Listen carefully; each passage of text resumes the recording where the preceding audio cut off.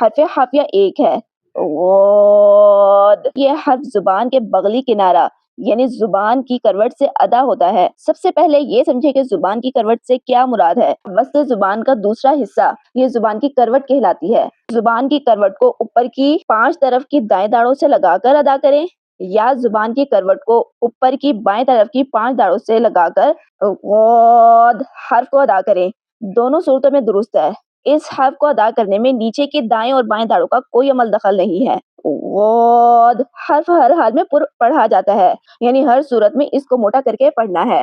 اس کی ادائیگی پر خاص توجہ دینی ہے۔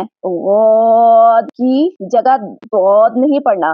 غاد زبر غا، غاد دیوی، غاد پیش غو، غا غی غو، حمزہ غاد زبر او، حمزہ غاد زیر از، حمزہ غاد پیش اوز، اوز از اوز، غابا فغازوا غضبا ضاحكا غير المغضوب